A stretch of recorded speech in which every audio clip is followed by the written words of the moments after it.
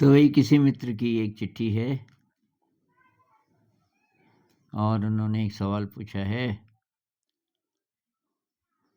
तो वो कह रही हैं कि मुझे ये स्ट्रांगली फील होता है कि हर नेगेटिव पॉजिटिव चीज़ हमारी ego, free will, action, reaction, कर्म, ये सब उसी का है, क्योंकि हम तो असलियत में कुछ हैं ही नहीं। वो जब तक हमें चला रहा है, हम चल रहे हैं। मैं आपसे जानना चाहती हूँ कि मेरा ये यकीन करना सही है, जब वही सब कुछ चला रहा है तो ईगो और फ्री विल और कर्म से हमें क्यों जोड़ा जाता है? उसने हमें ये खिलौने की तरह दे दिया है और कहा कि बस अब खेलते रहो, आते रहो, जाते रहो। आप प्लीज़ इस पे एक वीडियो बनाइए और कुछ कहिए।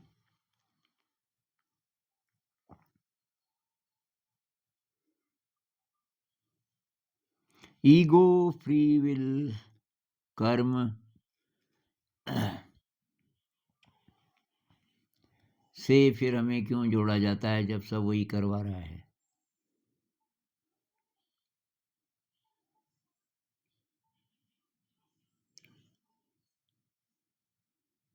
तो एक तरीके से मतलब हमारा फ्री विल नहीं है। मैं इसको दूसरी तरीके से देखता हूँ कि जब हम अपनी विल से काम करते हैं, जब हम ये सोचते हैं कि मैं ही मालिक हूँ अपनी ज़िंदगी का, वही हुआ ना फ्री विल। तो मैं अपने दिमाग से, अपनी मर्ज़ी से ये करूँगा और उसमें परमात्मा की मर्ज़ी नहीं है। इसको मैं एक्सप्लेन करूँगा, कैसे पता चलेगा कि परमात्मा की मर्ज़ी नहीं है। पर जब मैं अपनी ही मर्ज़ी से चलूँ, तो तब दुःख आता है, क्योंकि वही अहंकार है। अहंकार ही तो मर्ज़ी है ना, अपनी मर्ज़ी से मतलब कि मैं का भाव, मैं करता हूँ। ये हम जब करते हैं, तो हमें दुःख मिलता है और अगर ये गिर जाए, तो तब वही रह जाएगा। तो जब हम बोलते हैं ना कि सब कुछ परमात्मा की मर्ज़ी से चल रहा है, वो तो ठीक है, लेकिन हम अपनी ज़िंदगी को 2 तरीके से जी सकते हैं। एक तो ये कि हम ना पता करना चाहें कि परमात्मा की क्या मर्ज़ी है, या कि परमात्मा है भी कि नहीं है, मैं ही मैं हूँ और मुझे ही अपनी ज़िंदगी जीनी है। वेस्टर्न तो ज़्यादा फ़िलॉसफ़ी ऐसी है ना, ये The Old Man and the Sea, कोई राइटर था हेमिंग्वे शायद, उसको नोबेल अवार्ड मिला इस उपन्यास पे, The Old Man and the Sea. तो उसमें एनालॉजी क्या है कि ज़िंदगी एक समुद्र की तरह है, बहुत बेरहम, बहुत क्रूर, लेकिन आपको मछली पकड़नी है, तो वहीं से आप पकड़ सकते हैं और संघर्ष करना पड़ेगा। तो एक बूढ़ा आदमी है, उसने बड़ी मछली कभी नहीं पकड़ पाया था ज़िंदगी में, जैसे शार्क वगैरह। तो एक दिन वो फंसा लेता है उसको, शार्क को। उस कोई होगा उसके पास कोई कांटा वगैरह, फंस तो जाती है मछली, पर उसको खींच नहीं पाता वो, क्योंकि वो बहुत भारी है, बहुत बड़ा है, 12-14 फीट लंबा। पर फिर भी वो छोड़ता नहीं, खींच पूरा मतलब पूरे जोर से खींचता रहता है, खींचता रहता है, बहुत टाइम लग जाता है और वो हल्का होता जाता है एक्चुअली, इसलिए वो खींच पाता है उसको। फाइनली जब वो उसको पानी से बाहर निकालता है, तो केवल स्केलेटन रह जाता है। दरअसल और मछलियाँ उसको खा देती हैं उतनी देर में उसका मांस गायब हो जाता है, लेकिन वो उसी को लेके आ जाता है, स्केलेटन को। तो मतलब ज़िंदगी एक बेरहम समुद्र है और आपको अगर कुछ चाहिए, संघर्ष करना पड़ेगा उसके लिए आपको बहुत ज़्यादा, और आप अकेले हैं, ओल्ड मैन, अकेले हैं एंड द सी। तो अगर ये फ़िलॉसफ़ी हो, बहुत लोगों की यही फ़िलॉसफ़ी होती है, अपने ही दम पे जीना है, तो तब भई ज़िंदगी आपके लिए बहुत बड़ा संघर्ष है।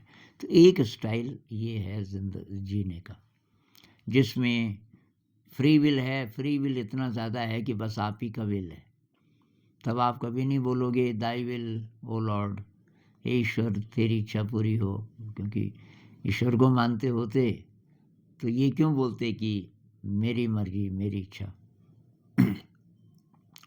दूसरा स्टाइल ये है कि आप अपनी मर्जी को सस्पेंड करते रहें।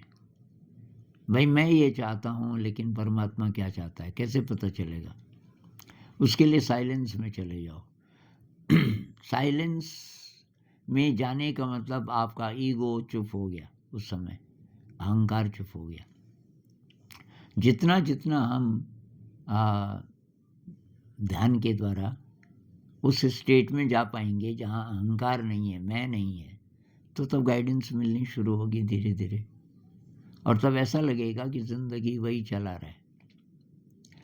आप ये भी कह सकते हो कि मेरा हायर सेल्फ, मतलब जिसको मैं परमात्मा बोल रहा हूँ वो भी मेरा ही कोई हिस्सा है, लेकिन मेरे से छुपा रहता है। ये अद्वैत की फिलॉसफी है। अद्वैत में कहते हैं ना कि दो नहीं है, अद्वैत दो नहीं है, एक ही है। आप और आपको बनाने वाला ये दो नहीं है, एक ही है। तो अब दो प्रकार की कल्पना है ना परमात्मा की। एक तो ये है कि वो कोई है, कोई सुपर ह्यूमन मनुष्य की शक्ल का दिखाते हैं उसको। जैसे क्रिश्चियनिटी में भी वही है, गॉड। तो गॉड मतलब आदमी जैसा। उसी तरीके से हमारा ये हिंदुइज्म में भी ये है कॉन्सेप्ट। बहुत लोग जो भक्ति मार्ग वाले हैं तो उसको इंसान इंसान का कोई बहुत बड़ा रूप उस रूप में मानते हैं। दूसरा व्यू है कि वो एक एनर्जी है। अद्वैत की यही फिलॉसफी है। और कुछ कुछ साइंटिस्ट जो इस दिशा में थोड़ा सा एक्सप्लोर करते हैं, जैसे डेविड बोम, और डेविड बोम के साथ जे कृष्णमूर्ति जी सहमत होते थे। उन दोनों के डायलॉग्स हैं। द एंडिंग ऑफ टाइम एक किताब है, उसमें वो एक्सप्लोर करते हैं इसको कि अल्टीमेट रियलिटी क्या है, ये सब कहाँ से आया।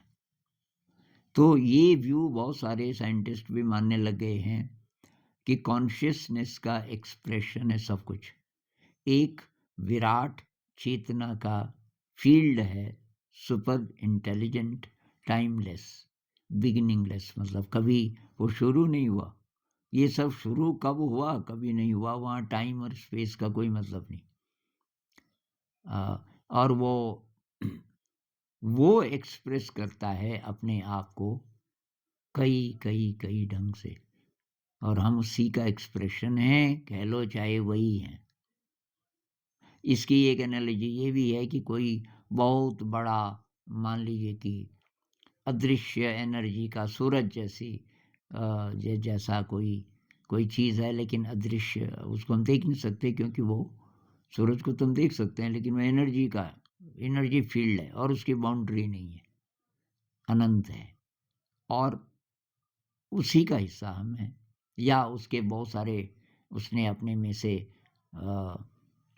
टुकड़े निकाले प्रकाश के, और हर एक को एक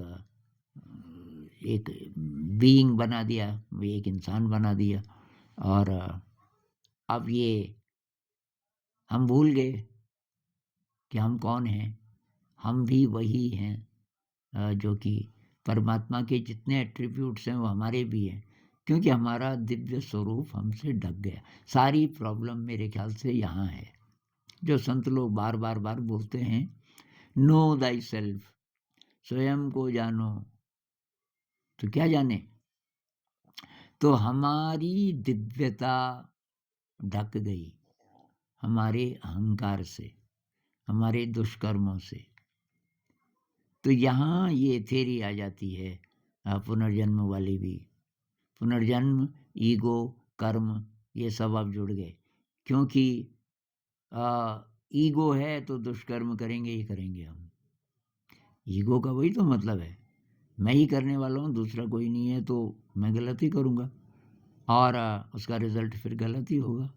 तो जितने भी हमने दुष्कर्म किए होंगे, जितने भी लाइफ टाइम्स में, उसका हमें फल मिलेगा। और वो जो दुष्कर्म हैं, उनके कारण मैल का एक आवरण बन गया हमारे और हमारी दिव्यता के बीच में। अब हम अलग हो गए उससे, हम अलग हो गए, तो अब हम कैसे ज़िंदगी को चलाएं? तो ये जो कॉन्शियस माइंड है हमारा, जिसको मैं बोलते हैं ना, कॉन्शियस माइंड को तो बोलते हैं भाई, मेमोरी है जिसमें इस लाइफ टाइम की, उसके आधार पे मैं अपने को डिफाइन करता हूँ। मेमोरी मेरी ड्रॉप हो जाए मान लीजिए, तो सारी डेफिनेशन ख़त्म हो जाएगी। तब मैं कौन हूँ? मेमोरी अगर कुछ देर के लिए गायब हो जाए, तो मेमोरी के कारण अहंकार है, और उस अहंकार ने एक पर्दा बना दिया मेरे और मेरे हायर सेल्फ के बीच, कह लो डिवाइन एनर्जी के बीच, कह लो, जो भी मेरा दिव्य रूप है वो अब एक्सेसिबल नहीं है, उसको मैंने ढक दिया। अब अगर मैं ये जानना चाहूँ कि उसकी क्या मर्जी है, जिसको हम बोलते हैं उसकी, क्योंकि अभी अलग है। अलग क्यों है? क्योंकि बीच में ये पर्दा है। ये पर्दा हटेगा तो पता चलेगा कि वो तो मेरा ही कोई रूप है। इसको मैं और ढंग से, एक मैंने इसकी एनालॉजी दी थी, एक वीडियो भी बनाया था इस पे, कि एक कठोर मिट्टी का ढेला है, वो है आपकी ज़िंदगी, और आप बहुत उदास हो, हताश हो, ये मिट्टी का ढेला है, यही है मेरी ज़िंदगी, बस ख़त्म, मिट्टी का ढेला। और एक दिन क्या होता है कि आपका सारा कमरा बहुत विचित्र प्रकाश से जगमगाने लगता है, और आप हक्के बक्के रह जाते हो, ये प्रकाश कहाँ से आया? पीछे से आवाज़ आती है, कहीं से नहीं, ये तेरा ही प्रकाश है। आप पीछे देखते हो तो एक दर्पण होता है, तो आप बोलते हो कि मेरा प्रकाश, मैं तो मिट्टी का ढेला हूँ, कि तुझे मिट्टी मिट्टी दिखी, लेकिन तेरे पीछे कुछ ऐसी जगह है जिसमें मिट्टी नहीं है, एक थोड़ा छोटा सा स्पॉट, उसको मैं रिफ्लेक्ट कर रहा हूँ, और ये प्रकाश है तो कुछ और है। अब आप बोलते हो कि मुझे कैसे पता चलेगा? कि तू ऐसा कर, इस मिट्टी को खुरच, तो अपने को शुद्ध कर। ये मेडिटेशन का तरीका है। मेडिटेशन से हम क्या करते हैं, अपनी मैल को निकालना शुरू करते हैं। अब वो खुरचना शुरू करता है, एक जगह से थोड़ा सा मिट्टी गायब हो जाती है, अंदर अंदर वो कहता है मैं तो हीरे जैसा हूँ, फिर तो वहाँ से फिर वही प्रकाश, और धीरे धीरे धीरे धीरे वो सारी मिट्टी निकाल देता है। इस लाइफ टाइम में हम ऐसा कर सकें कि सारी मैल हमारी धुल जाए। वो कहता है कि मैं हीरा हूँ, लेकिन वो हीरा सॉलिड नहीं है। अब फिर दर्पण आता है, कहता है तू प्रकाश की बूंद है, ये प्रकाश है तू, एक्चुअली हीरा नहीं। हीरा तो फिर भी मामूली चीज़ है, तो प्रकाश है, दिव्य प्रकाश, और तू जहाँ जाएगा अब वहाँ उजाला ही उजाला हो जाएगा। तो अगर हम अपनी मैल को निकाल सकें, तो तब हम उस प्रकाश का स्रोत बन जाएंगे जिसको हम ढूंढते हैं कई जगह, या जिसको हम परमात्मा का नूर कह लो। तो ये अद्वैत में कहते हैं कि एक ही है और दूसरा कोई है ही नहीं। बुद्धिज्म में तो मानते ही नहीं कि कोई बनाने वाला है। वो कहते हैं कि ये सब अपने आप सुपर इंटेलिजेंट है, सब अपने आप चल रहा है, ये सब एक दूसरे से कनेक्टेड है, एक ही बॉडी की तरह है और हम भी उसका हिस्सा है। यूँ कह लीजिए कि एक डांस हो रहा है, उस डांस में आप भी हैं। अब आप डांस करना चाहते हो तो फिर मज़ा है ज़िंदगी का। अगर आप नहीं करना चाहते, आप विद्रोह करते हो, मैं क्यों डांस करूं, नहीं करता, अब आपके जीवन से संगीत गायब हो गया, डांस गायब हो गया, मिजरेबल अब आप अंधकार में। तो सब उसी की मर्जी, ऐसा हो जाए हमारी जिंदगी में, तो यही तो चाहिए। तो हम कठपुतली नहीं है, कोई नहीं चला रहा है हमको, हम ही चला रहे हैं। अब हम किस अक्ल से अपने को चला रहे हैं? हमारा पर्दा मैल का जितना मोटा है उतनी हमारी जो बुद्धि है वो भ्रष्ट हो चुकी है। अब उस मैल के पर्दे में से झांकते हैं तो दिखता ही नहीं कुछ दूसरी तरफ। अगर हम मैल उतारना जरा जरा शुरू करें तो उसमें से पार दिखना शुरू होगा, वो जरा अल्प पारदर्शी होना शुरू होगा। और ज़्यादा करेंगे तो बहुत ज़्यादा पारदर्शी हो जाएगा, और ज़्यादा काम करेंगे तो पर्दा ही गायब हो जाएगा। तो तब शायद हर समय हम ये कह सकते हैं, thy will O God not mine be done, ईश्वर तेरी इच्छा पूरी हो मेरी नहीं। तो क्या फ्री विल है?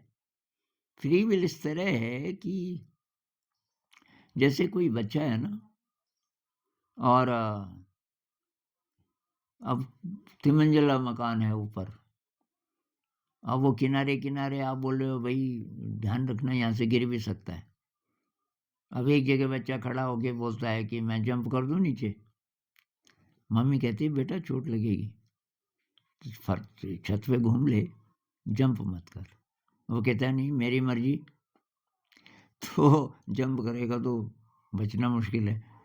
मेरे ख्याल से जब जब हम अपनी मर्जी चलाते हैं हम उसके अगेंस्ट जाते हैं, डांस के अगेंस्ट। जिस ताल पे डांस चल रहा है उसी से हमें तृप्ति मिलती है, पर हम उसके खिलाफ जा रहे हैं, तो दुख मिलेगा।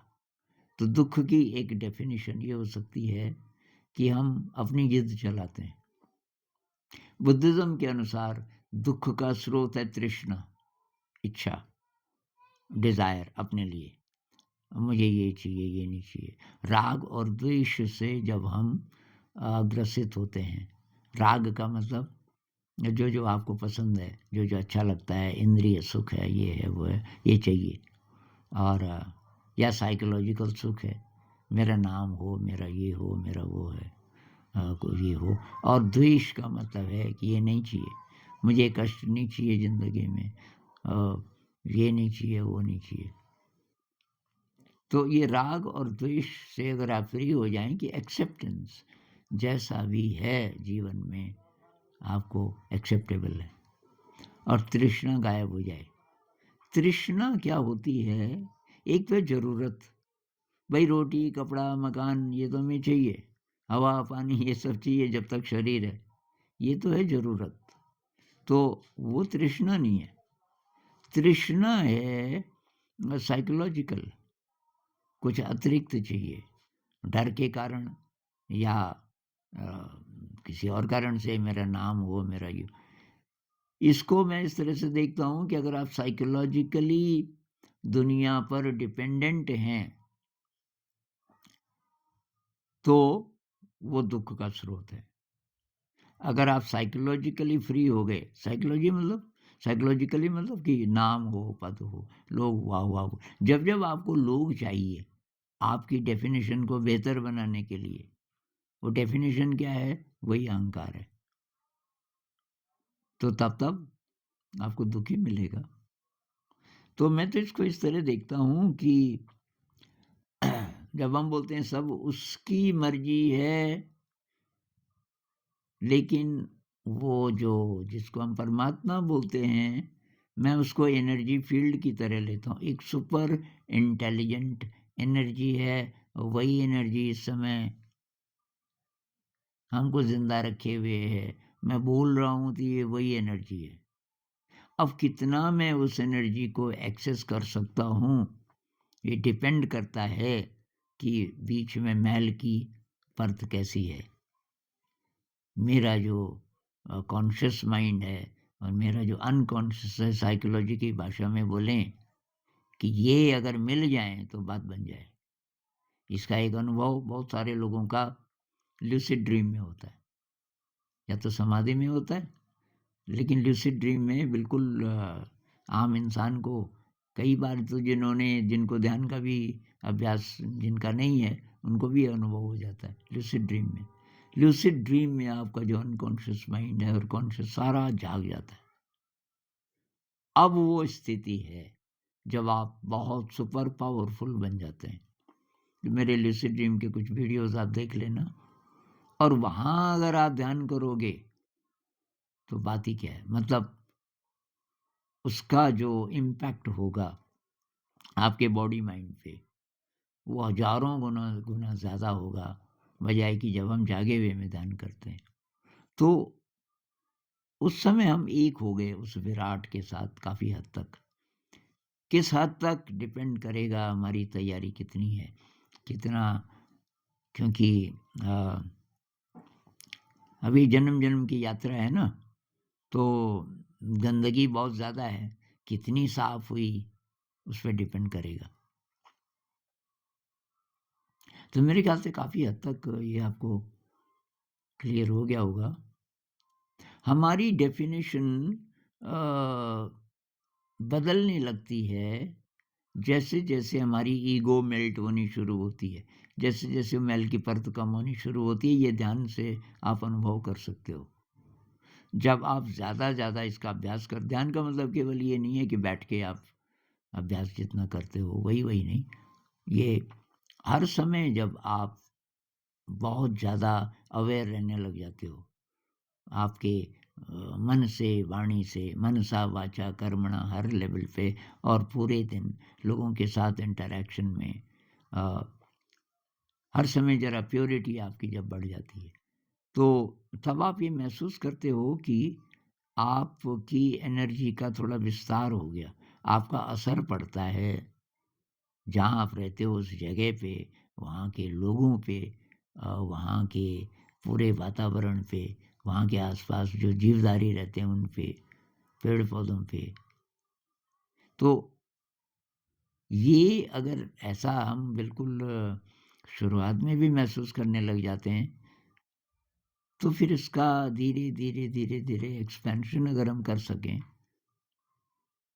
तो मतलब हमारी जो परिभाषा है, ईगो की जो बाउंड्री है, अब वो डिसॉल्व होनी शुरू होती है। तो अब किसी को मिस्टिकल एक्सपीरियंस हो जाए तो साफ पता चल जाता है। कबीर साहब कहते हैं ना, बूंद समानी समुद्र में, ये वो अनुभव है परमात्मा का, कि बूंद गई समुद्र की थाह लेने। उसको पता नहीं था कि वो खुद समुद्र में ही है।